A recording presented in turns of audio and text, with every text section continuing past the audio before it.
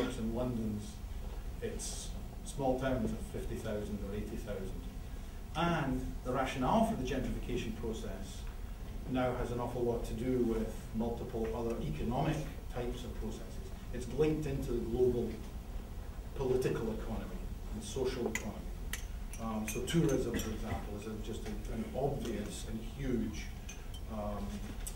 catalyst for the gentrification process, which can affect relatively small towns, whether in the Caribbean or wherever. So that's the 3. 4, there's an ideological shift that's taken place in the way that gentrification change. Is gentrification a dirty word? Right. And it's actually got quite a lot of play in lots of different ways. And for people that are in the gentrification literature, this is obviously known. But they had to be extraordinarily defensive to explain that gentrification was just about giving normal working class people $500,000 houses, and how could that be bad? So they had to go through that work. Now they have, and there's been an ideological backlash against the use of the word, such that just 3 days ago, or 4 days ago, in the Toronto Globe and Mail, another headline was, "It's sometimes a bumpy road to gentrification. Gentrification gets this whole new positive inflection coming out of it in a way that was not true then." So that's changed, I think, about how.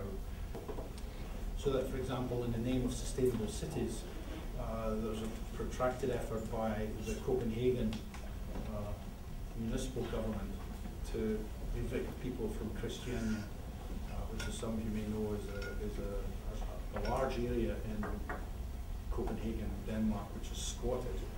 I don't really know how many people, there are several hundred people, if not more, who live in the area. And quite explicitly, the conservative city fathers, so to speak, have said that it's economically unsustainable for these people to live there. So the whole environmental language of sustainability is being deployed in order to grease the wheels of this gentrification. Okay, so how do we then start to try and bring this down to ground a bit? Well, we've just been watching the Olympics last month, and I'm in no way an expert on Beijing, but if you look at the way that Beijing has been transformed for the Olympics this year, it demonstrates each of these 5 kinds of shifts in the meaning of gentrification, the scale of the process, which actually I think I forgot to mention here, but that's quite obvious. The scale of gentrification is just way huger than 20 years ago. Financial change, to economic change, to land use change, to recreational change, to environmental change, to it's a whole project of city building that's going on here, and that's one of the things we're seeing in Beijing. In saying this, it's also important to think back to other experiences. The ones I know better around the Olympics are LA and Atlanta, for example, in the US, when I was already living there. And there was certainly displacement taking place, quite deliberate displacement taking place there, but nothing of the scale of what happened in Beijing.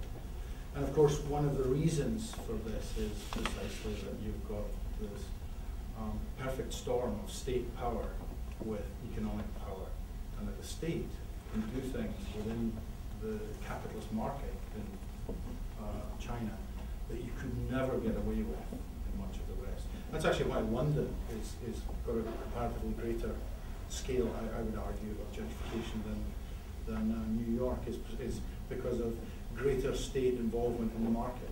Now, I'm not making that as a critique of the state or not, or different systems. I just think it's that different nexus of state and economy that's really crucial in explaining the scale.